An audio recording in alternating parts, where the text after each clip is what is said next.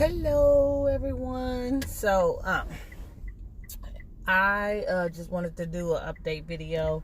I am actually driving while I'm doing this video, but it was a lot of stuff that God had gave to me that I wanted to pretty much to share with everyone about marriage restoration. So one of the things that God had been dealing with me about is that when God is working in you and your husband, or you and your wife, whatever the case may be, you have to allow him to work. You cannot be discouraged. You cannot put your hands on it. You cannot try to work on it while God is working on it. So one of the things that God has dealt with me about is letting go. So the hardest thing for us to do is when we're wanting our marriage to be restored, when we're wanting our spouse to be back home, is to let God work. So when we don't let God work, then we hinder the process of God moving.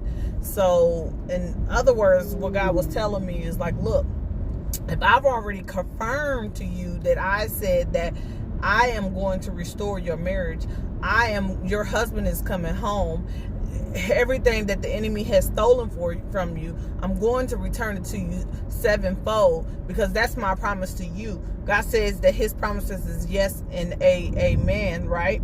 So if you trust and you believe in God, then that means that you have to believe that he is working all things together for your good, even when you don't see the process, even when you don't see him working. You have to know that God is working on your behalf, because that's what his word says. He said he will fight for your battle for you. All you have to do is be still.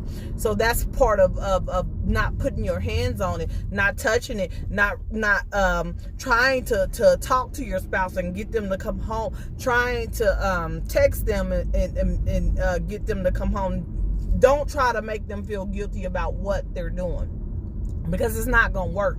It's only going to make things worse, and it's going to reset you in your process in fighting for your marriage or your spouse, whatever your situation may be. When you put your hands on it, it's saying, God, I don't need you to work on it, because I'm doing it. I'm doing it in my strength, not in your strength. But when you are allowing God to do it in his strength, and you're praying to God, and you're trusting God, and you're believing God, and you're having faith in God, then that's when God is able to work.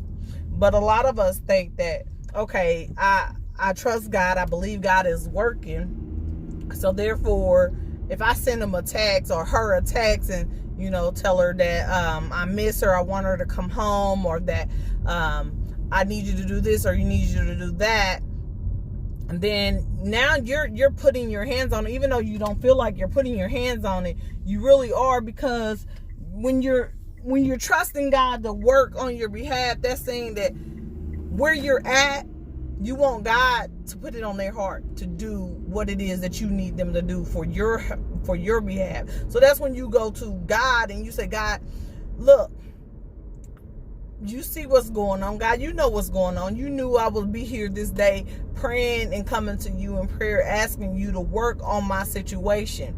So God, you know what I'm in need of. And you said that you are a supplier of my every single need, according to your words in Philippians 4:19. And he's going, and then you state his word to him. You said, you will make perfect that which concerns me, Father, according to your word in Psalms 138:8. This is you are reaffirming his word to him, his promises to his word to you, his promises to you, and saying, God, I know that you are working in this. Even though it looks like you're not working, I know that you are working in this, and I'm going to trust you. When you sit up there and you start to worry about how you're going to pay your next bill, how you're going to take care of this or take care of that, when you're starting to think on the situation more than you are thinking on the word of God, then you are not allowing God to work. And you're resetting yourself in your process, whether you realize it or not. You need to let go. You need to trust God. And you need to allow him to work. When you're in a rest with God, nothing bothers you. And that's where I'm at right now. Like, I don't even care what my husband is doing right now. I don't even care where he's at. All I care is that I am praying for his salvation. I am praying for his heart. I am praying for our children. I am praying for our finances. I'm praying for our home. I'm praying that everything that God had blessed us with, that the enemy will not be able to come in and take it from us. Because when your husband or wife is being rebellious and they're not doing their part in the marriage, I know things are lacking, but God said he will take care of it. And I know he will, because he has been doing it for me. My husband has been gone since October of last year. And I am not responsible for our mortgage. He is responsible for our mortgage. And he said he was going to stop paying it. But he didn't stop. He did stop paying it. But what he did in the process is he ended up getting it, he got a deferment done to make it seem like he wasn't paying it. But it's just the tricks of the enemy that the enemy tries to do. But at the same time, is God working on his heart, like, no, you can't let go of what I have blessed you and your wife with. But in his mind, he tried to manipulate me into believing that the house is gonna be foreclosed on, that they'll be coming to tell me and the kids to move out of the house soon, so be prepared. But see, me knowing God and God is greater, I told him, this was my response to him when he said that, when he sent that text message. If it be God will, then so be it. But I know it's not God will, and I trust God, so I knew that wasn't the case. So all I did was go on there and look and see that the mortgage was in deferment. So I didn't get scared. I didn't get nervous. I didn't do anything. I didn't react, because that's what the devil wants you to do. React to negative things that your spouse is doing or saying towards you. No, stay in love. Stay patient. Stay humble. That's what God wants you to do. And when you do those things, then you will start to see God working. And you'll see he's working, because you'll see that things that used to bother you will no longer bother you no more. Things that used to get a reaction from you will no longer get a reaction from you no more. So what I choose to do now, when my husband does something negative, or he decides to come over with chaos, I start praying. Because one, the enemy has no right in my home. My husband has a right there, but the enemy has no right in my home. So therefore, if my husband's going to come to our home to collect his mail, to do whatever it is he wants to do, he's going to come and do it in love, and he's going to do it in peace. And he's going to humble himself towards me. Even the other day, God told me to send him a picture. So I sent him a picture. And normally his response is, I know what you look like. But this time it was a totally different response, and it let me know that God was working. He was like, nice picture. He's like, but it doesn't change your attitude, or it doesn't change. He's like, money doesn't matter. That was his response. And like I told him, no, it doesn't. I agree. God is the one who changes every man's heart. That was my response to him, and I let that be, and told him to have a blessed day. And he told me to have a good day, which is a change, because we're not naturally arguing with each other and on each other back. But when God tell you to do something, it's always going to be a great response. Don't do things in your own strength. Do it in God's strength. When you do it in God's strength, it's going to benefit you. Trust me, it will benefit you. It'll make you feel good in the end. You'll feel the movement of God working. You'll see it manifested.